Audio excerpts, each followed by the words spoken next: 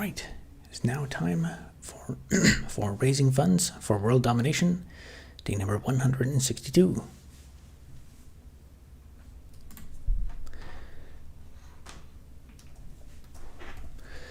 All right, Orthoplex 64, how's it going?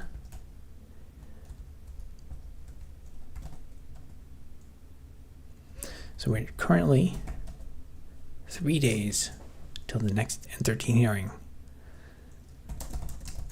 on Monday. So the last release of the block mining game was almost a month ago now. Last video was released yesterday. It's not a viral video. It's kind of not surprising. It's a boring. It's kind of boring. But if you're in the mood for learning about business law, I think it's a pretty good video. Let's see, for updates on the store. I made 4 sales so far, and then I got the. There's 2 of them need shipping, so those are ready to ship. I just need to go to the post office, but I guess it won't matter anyway because Canada Post is on strike. And my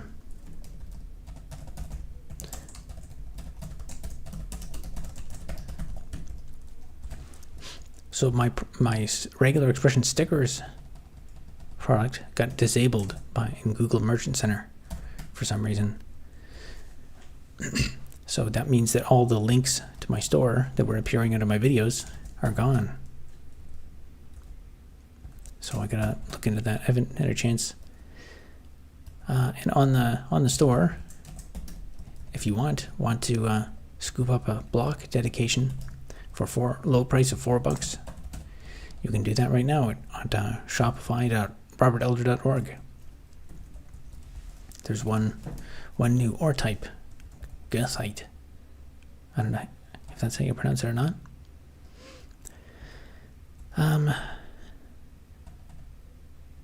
Oh yeah, another thing I realized today I was doing. Today I did some like accounting, bookkeeping stuff, and when I logged into when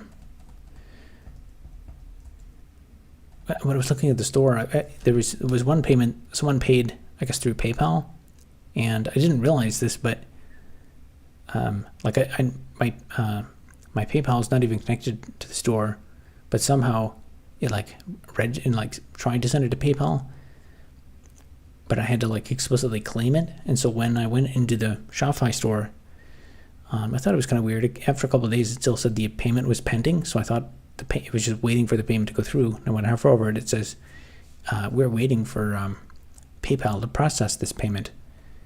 But I guess what I had to do was log into PayPal and then explicitly approve it or something. So then the payment actually expired. So I guess that's one good reason to start out with, just test the waters with small dollar amounts instead of selling thousands of dollars of product all at once. Figure out all the bugs first. Because I guess anyone who did a credit card payment, that went through, but the one PayPal payment was not collected. So I think there's a way to make that work, but I'll have to look into it. Sad to hear your business got wiped out by post office strike. Honestly, the post office strike is not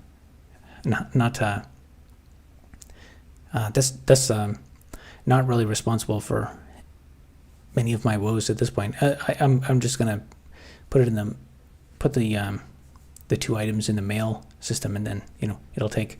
I think I told people it would be up to 90 days of shipping time. So technically, I just did that because so that way I can be lazy and just batch them together. Maybe do once every couple of weeks or something because I get almost no sales. In a way, it's almost it's almost more of a comical statement about how how depressing and difficult it is to start a small business. Like, it's already like excruciatingly difficult, and it's like the conditions of trying to start a business in Canada are already so economically borderline impossible and infeasible. And then, I just start like a stupid little store to sell some stickers, and it's like, the system is engaged in like scorched earth warfare against small business. So number one, the product gets disabled for, I have to check the reason again. It's something like, I think they might have said like misleading practices or something, or this is some issue with the product. So the product is disabled and pulled from the store. So even if I could get more sales, the postal system is on strike for like, and things happen, there's delays, but this is like the fourth postal strike that they've had for third or fourth, I think. They had another big strike during COVID, and then last year they had like this really. I didn't make any sales. Or I think actually I made like one, but it was right after the strike ended. But around that time, like, businesses that do most of their sales through online shipping, I think a lot of businesses got totally wiped out during that period.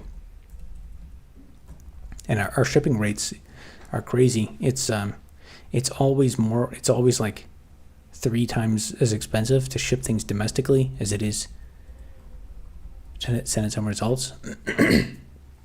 Actually, it's our postal system. It doesn't make any sense. It is literally cheaper to ship, and like if I want to use Canada Post to mail a letter to like a house across the street over there, it costs more money. Or if I want to mail a parcel, it costs more money to mail it across the street than it does to mail the package to China and then mail it from China over here, because that's just the way our system is set up. Alan Joseph says, "Hey Robert, hope you're having a great day." Yeah, today was a pretty good day. I was a bit more relaxed today. I worked in some accounting, did some errands and stuff. It's one thing to experience major losses, another to close business because you can't ship. Well, you mentioned that yesterday relating to postal strike. Yeah, I mean it would be. I'm just in the process. Like I've had a. If you go to store.robertelder.org, that's still up. I've had like just a couple of hard-coded links.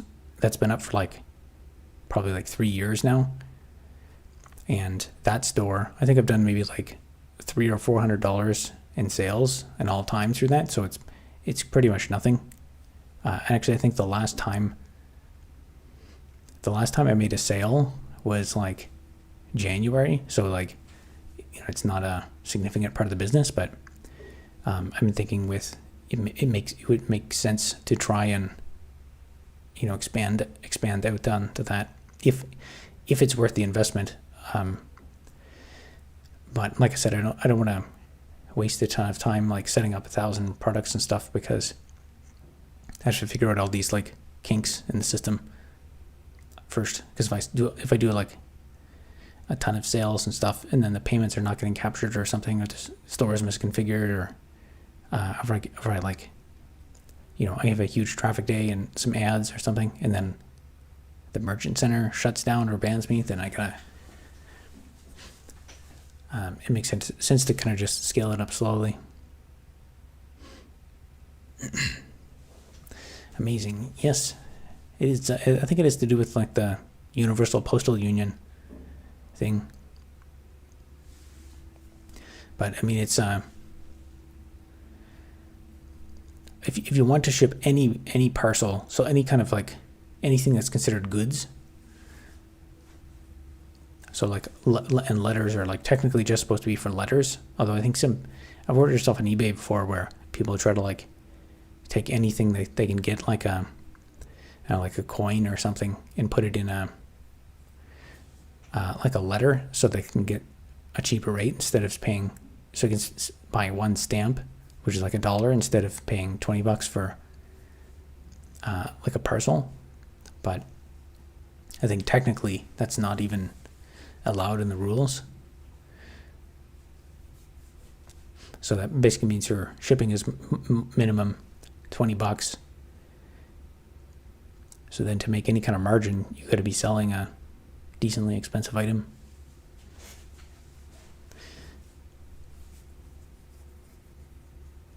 And then of course, if it's international, you got to fill out a bunch more paperwork and stuff. And by wiped out, do you mean closed business for good, or just wiped out their profits for the shopping season? I would say it's probably both for a lot of them. I think we had a really hardcore COVID lockdown here, and they made it like illegal to go to small businesses, but then they made it legal to go to Walmart. So I think that period, and of course a lot of these places like still had rents to pay and stuff, and honestly the way the government treated small business during COVID, because the first thing they did was they're like, okay, you can stay open, but you all have to buy plexiglass. That was the first thing they said. Everyone, you need to buy these like $1,000 plexiguard, things, to barriers and stuff like that. So a bunch of stores went out in a rush and bought this stuff and at astronomical prices and installed it. And then once they did all that and it had sunk all that cost in, they're like, nope, you got to close now. That was pretty hard on people. And then I think not too long after, we had a postal strike on top of that. And then I think we've had a couple more postal strikes. I think we've had at least 2 more since then too. Here people drive across the border because it's worth the savings to make the drive. Shop in the U.S. Yeah, I think that is a pretty common thing for quite a few places. I guess I'm far enough away from the border. It's not really it's not much of a thing here, but I know I've heard about that, people doing that a lot.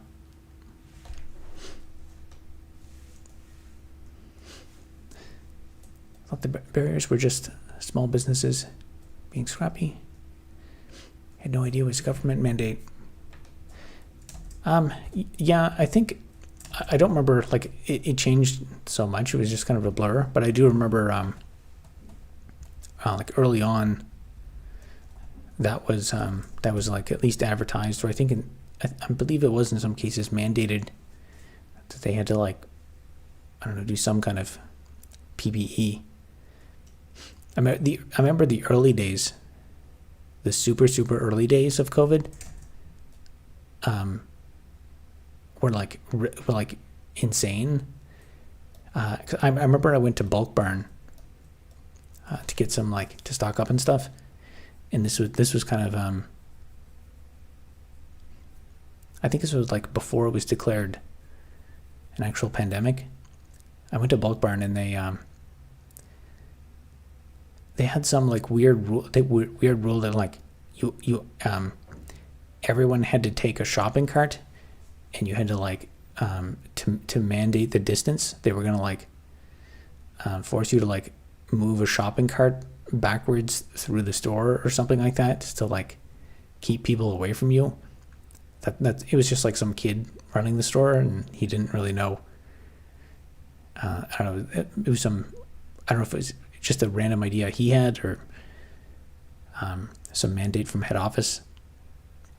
This is when we had, like, no information on it at all.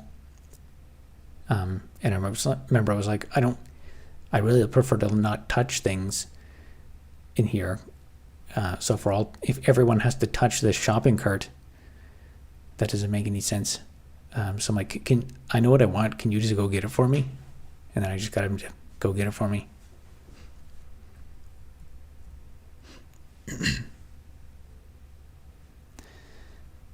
Is this it? It says, am I crazy?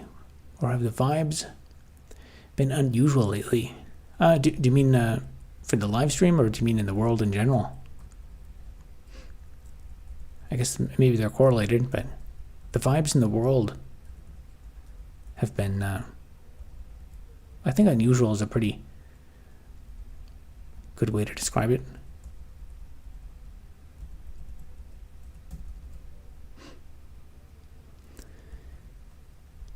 Yeah, so anyway, that's the update in the store situation. As for what I worked on today, I just did a bunch of some accounting, bookkeeping stuff. And the task for today is going to be to work on block mining simulation game.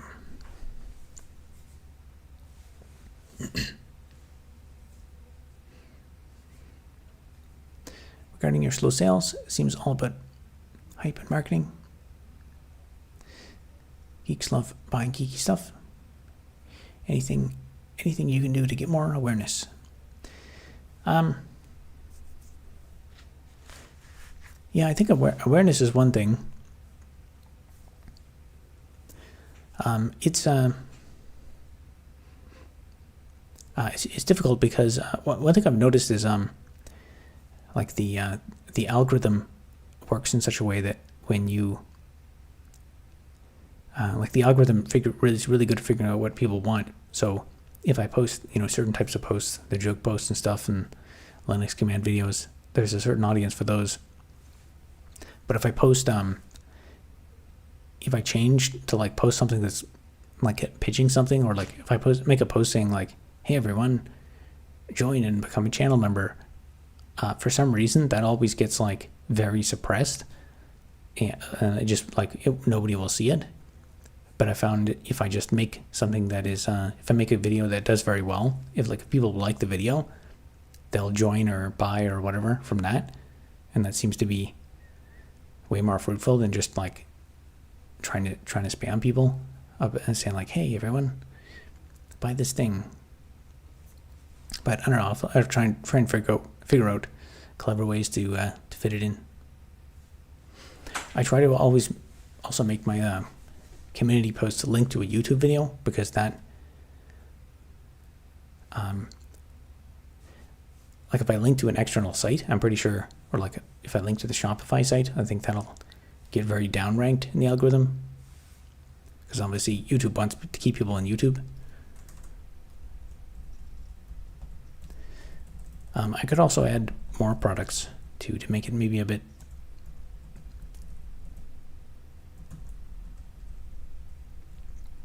I mean, I guess I can work more on just making the store itself compelling. I think generally speaking, when people actually make purchases,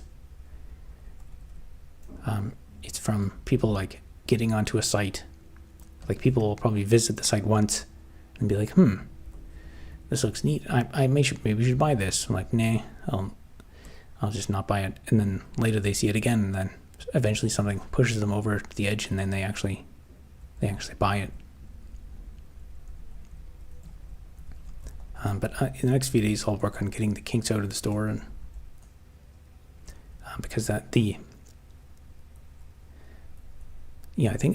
having the links, the embedded links on YouTube that are directly under the video, I think that like I can already see from the stats that there's like 100 clicks or something like that.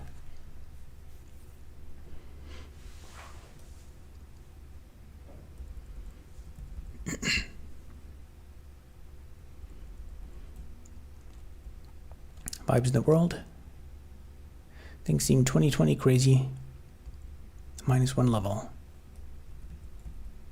Yeah, I think it kind of is. I know what you mean. Like it feels like that period just before, or like everyone was kind of glued to the TV, watching the pandemic numbers go up, and we're like, whoa, is this really going to happen? This is kind of crazy.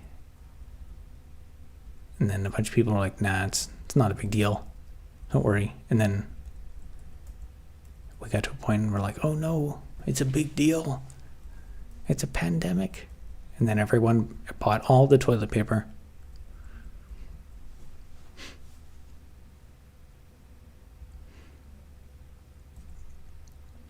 Seems like a lot of people are lost. Undertone of impending doom. Yeah, I think the financial picture is pretty bleak.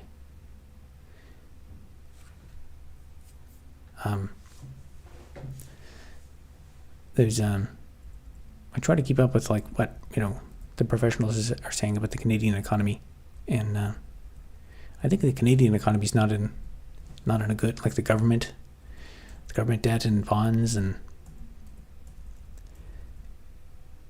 like we're not in a apparently I saw a thing today say that like our deficit spending right now, we're spending right now almost as much as if we're in like our deficit is like almost emergency levels of deficit. That's like on par with during the height of COVID, where we were just spending money like crazy. But this is supposed to be like normal times, and the deficit is going to be. I think they said the forecast is that our debt. In like the average case scenario where nothing bad happens, our debt to GDP is going to increase, and the deficit in the next few years is going to be like 3 times as much. So yeah, it'll be interesting to see what happens. I was in Vegas in late February 2020, thinking that was my last trip for some reason. Intuition was kicking in. Now Vegas is allegedly dead. Tons of layoffs. Yeah, never been to Vegas, but I guess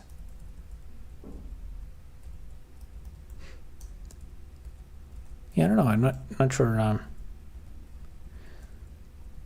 guess I have no picture of like what it's like to be there. Whether it's like almost all tourists or. All right, tonight let's work on that.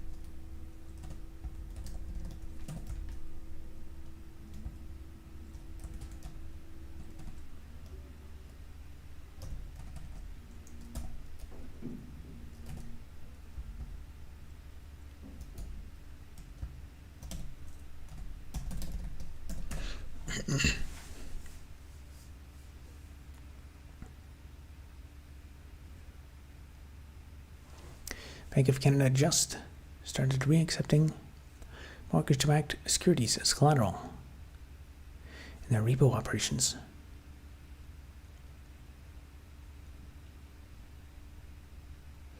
But everything is fine in Canadian housing. Yep, they're doing what they can to just squeeze more juice out of the orange, but there's not much left. I think they've they're talking about now about like removing foreign buyer bans and stuff. there's a whole bunch of lobby groups that really want everything they possibly can do to squeeze the market higher, but it's just the situation is so ridiculous.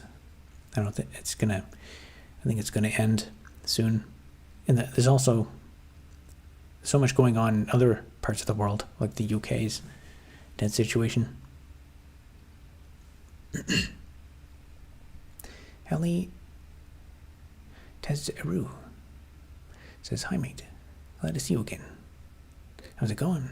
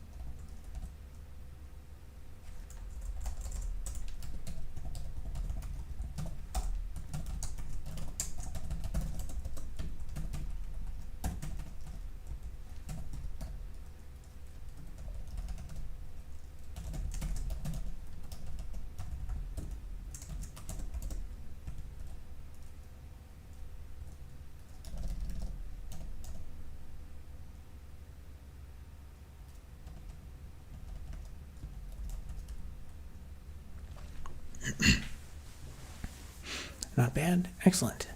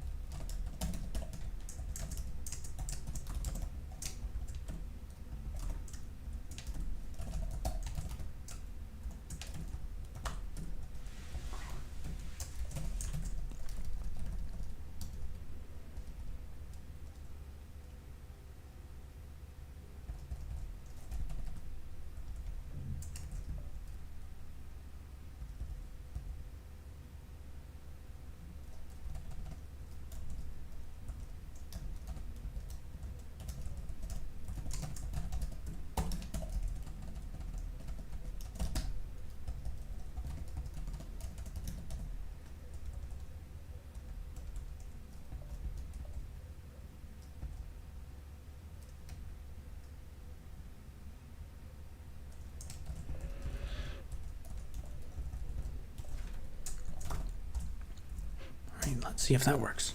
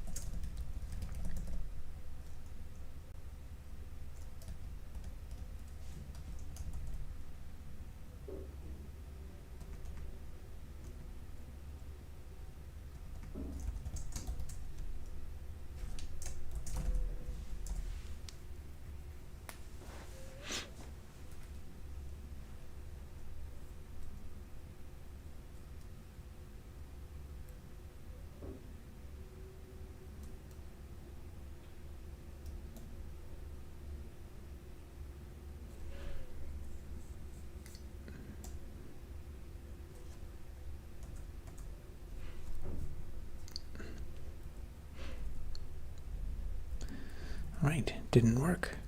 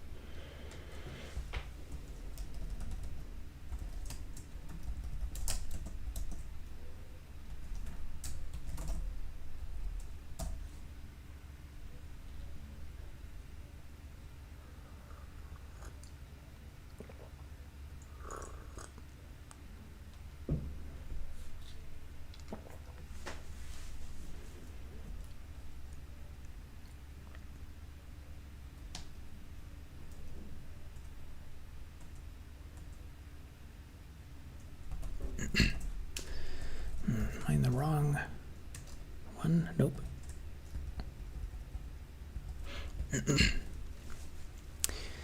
How far are you? How far are you into making the game? I guess that's a good question. Yeah, I would say there's an infinite amount of work to do. Right now I'm working on kind of general purpose user interface feature, which is going to be like a list for selecting things, and the specific use case is I'm going to add a bit more robust like crafting feature in the game.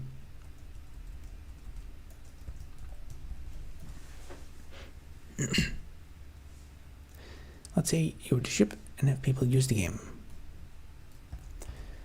I already have released a few different releases. There's a if you click the GitHub link, Actually, that reminds me. I should probably put some links to some YouTube videos in the repo itself with the demos.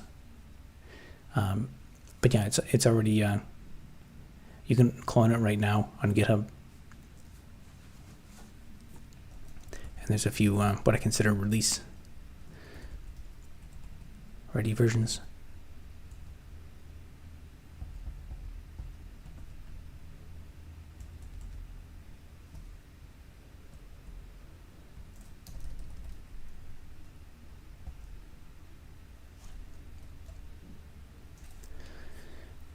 This is supposed to be simple, but it's not. It does not work.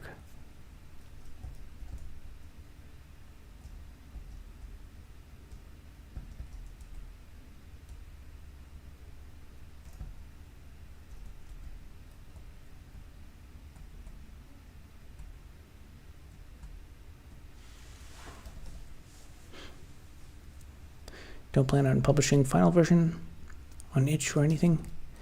I actually have no knowledge. Like, I know of those platforms. I've never used them. I know there's itch.io. People put games on. I don't think I've ever actually visited that website before. So I don't know anything about it, other than that Sport Player people put games and stuff. And there's also Steam, which I have never used Steam or played a Steam game.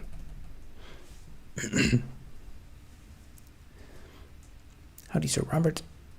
How do you get your Vim looking like that? Is it a color scheme? I think this is actually, well, I guess the main,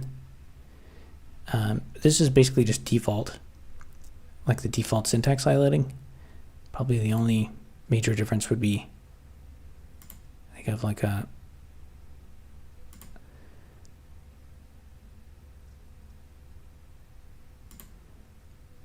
yeah, like that would be the default, but I have it set that way.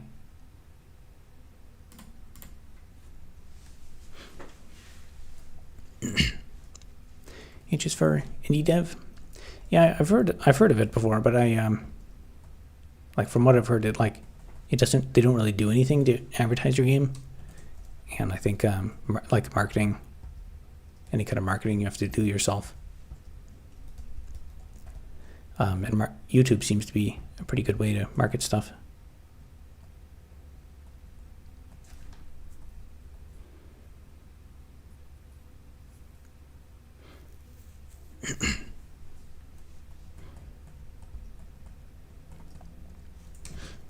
Yeah, there are other interesting color themes and stuff you can use. There's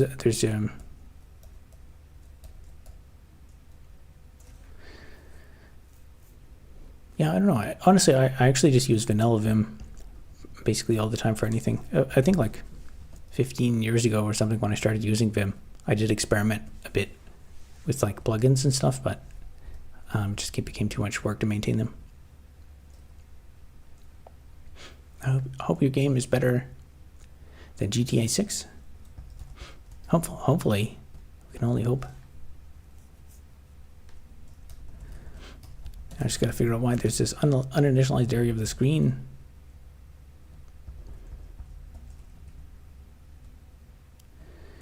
I don't want to have to fire up the debugger on this.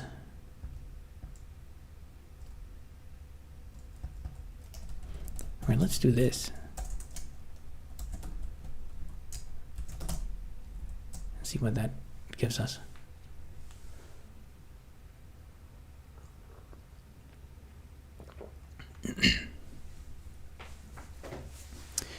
Your Vim looking like VI?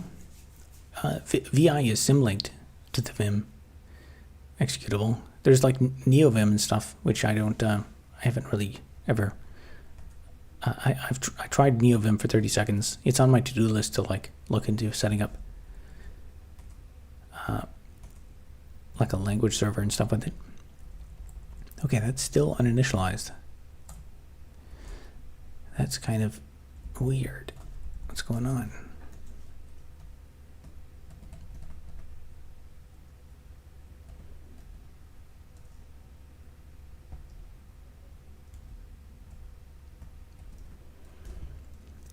the X, that's the Y.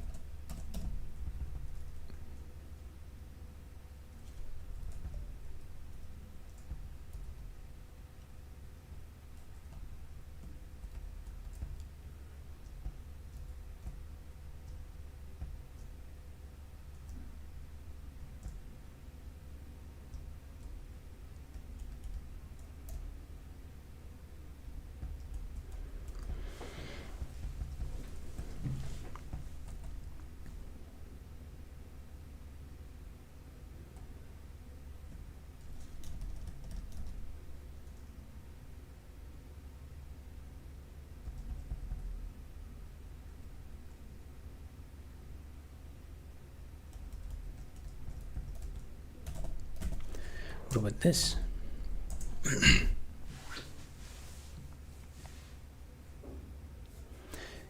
Haven't used it in a while.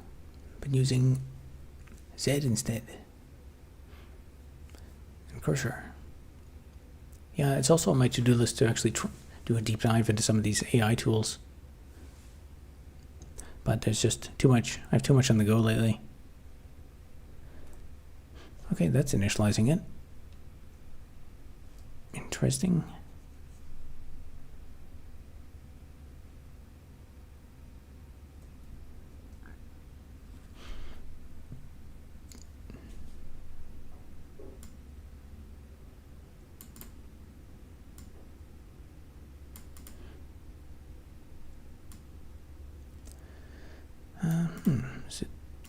It must be doing the coordinates wrong.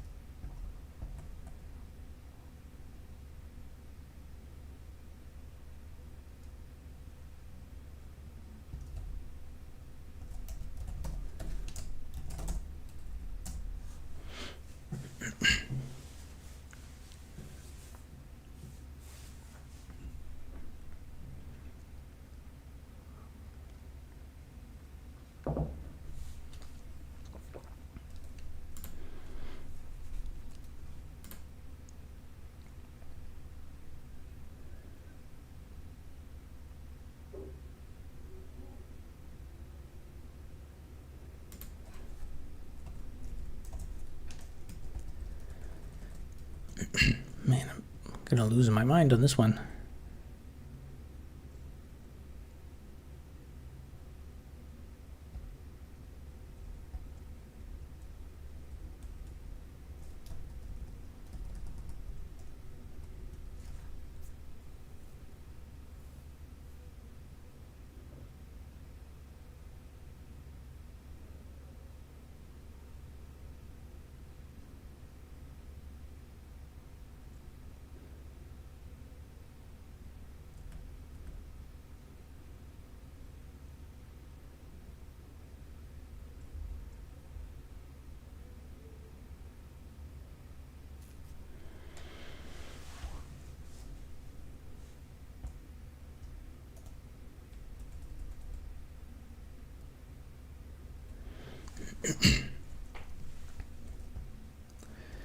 I just realized that I don't even know why. Why is this working? This works.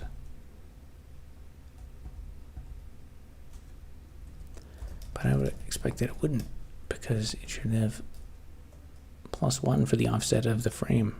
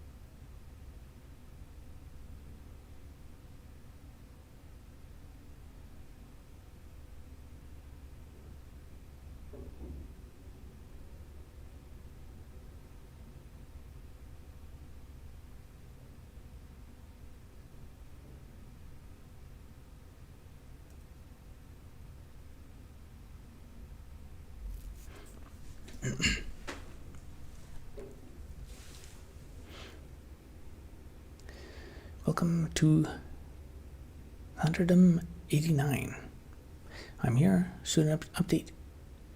An apt upgrade is my favorite Linux command because it helps you up to date with the kernel. It's true.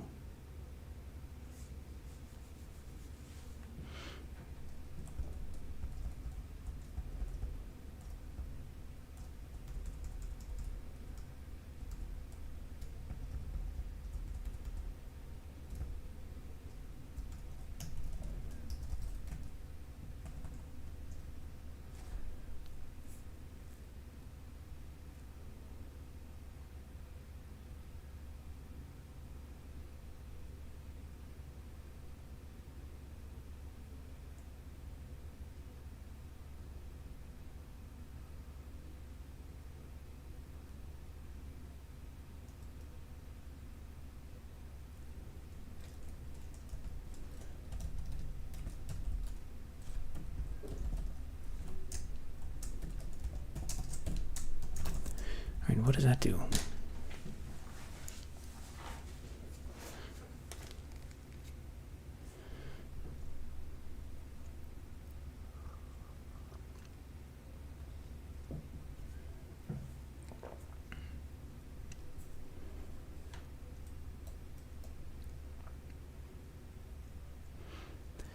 All right, that's what I expect. Basically,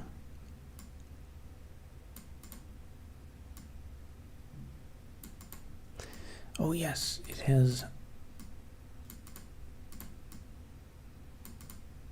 using offsets that are relative to the inner layer, the screen area layer, not. I forgot that I implemented it that way.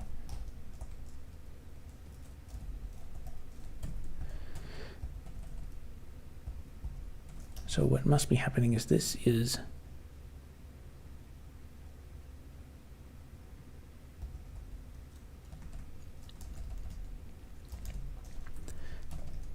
value here is probably negative.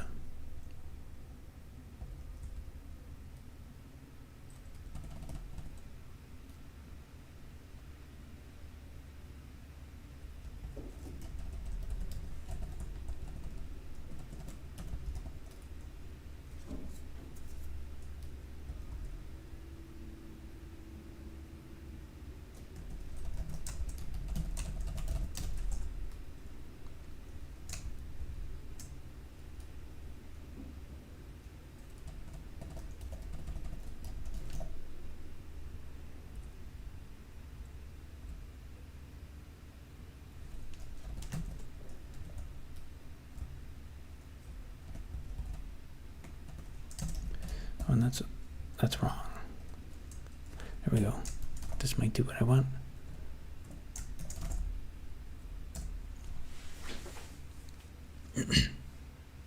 Vim is too complicated.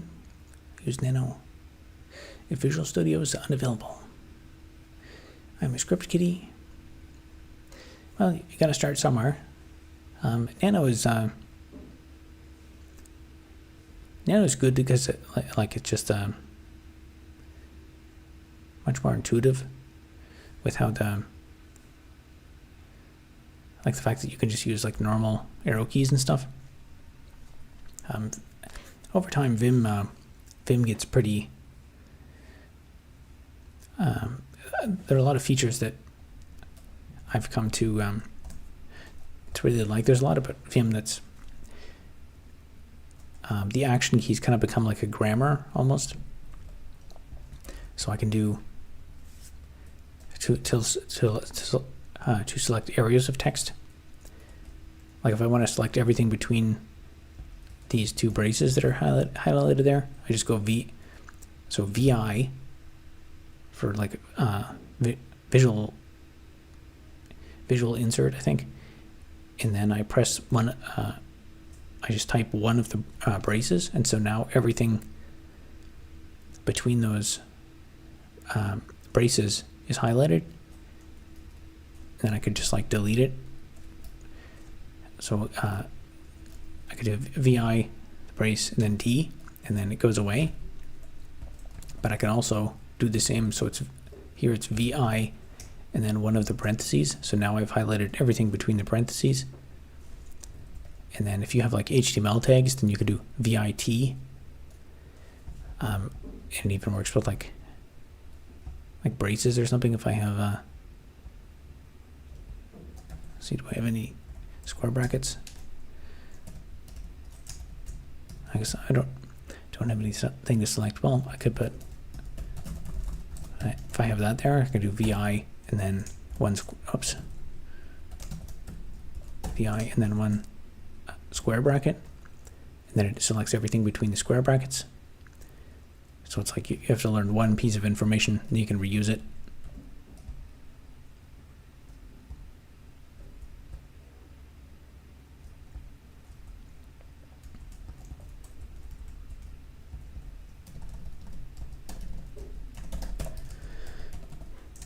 Okay, I think I might have this working now.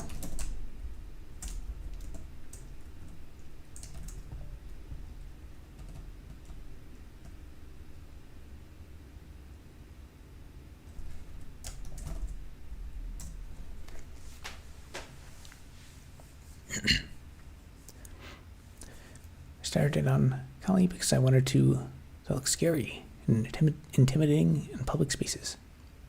It was a mistake. Ubuntu or Debian is the correct starting point. Yeah, I would agree. I think, in my opinion, every distribution has its own purpose. So, Kali is also like there's might be some things that are newer or more complicated, but also it has a lot of stuff on it that you don't need for like day-to-day usage of a computer. So I look at every single distribution as like it's a tool for a separate thing. So Ubuntu is just like good for general purpose getting work done. So if you want something that if you want to go somewhere and give a presentation and like hook it up to the projector and you want the screen to work, I would say Ubuntu is probably one of the best bets. Either that or Linux Mint, which I've never tried it, but heard good things about it. I tried Arch for a while, and then I stopped using it because like random things just didn't work that I really needed them to work. Kali has like a lot of the, hacking tools. There's a couple times I've used it because I was trying to get something installed on Ubuntu and it was just too hard. Other operating systems, I think Pop! OS, if I recall correctly, is there's a lot of effort put into being like compatible with video games and stuff. And then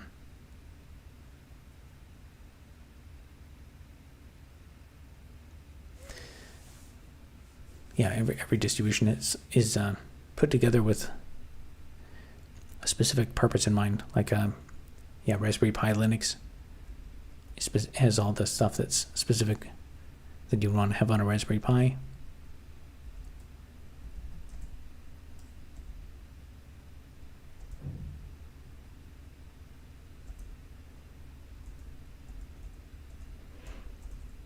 All right, look at that. My list is working pretty good.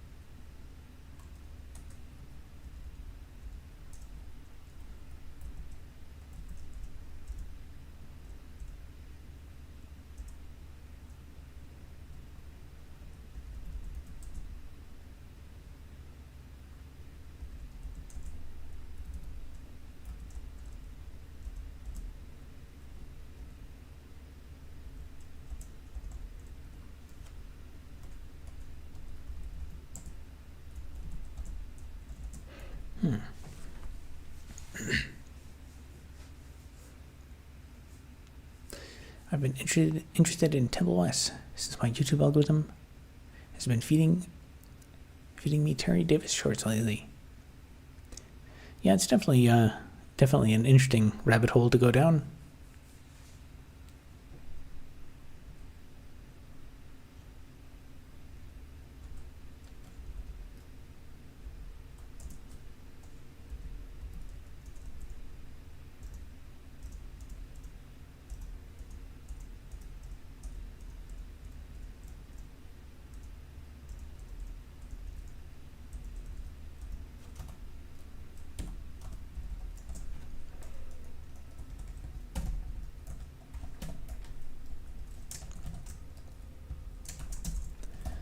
All right, let's do the same thing for horizontal.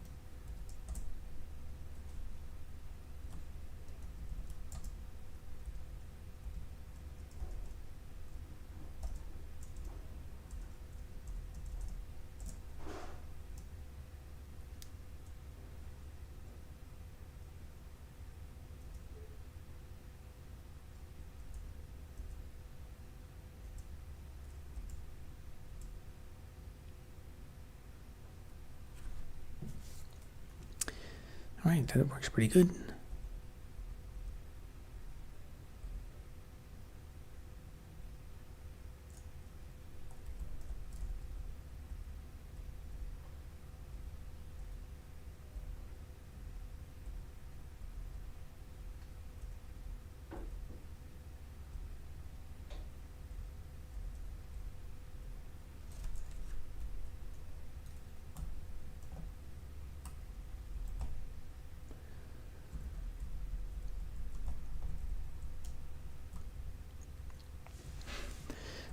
Right.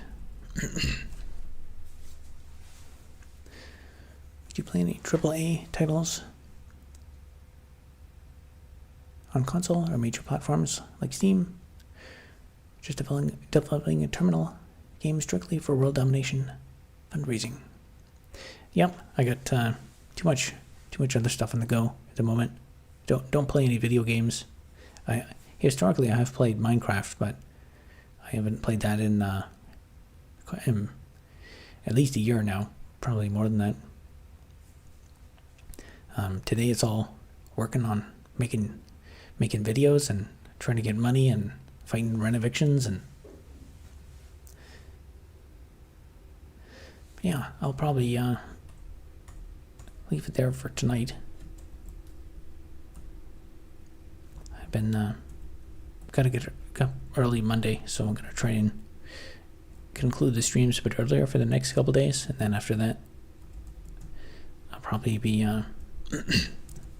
be able to continue streaming a bit later.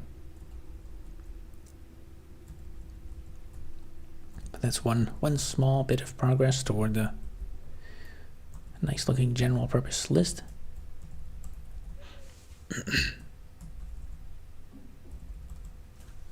So next stream I'll probably work on the scroll bar. All right, have a good night. Have a good night, everyone.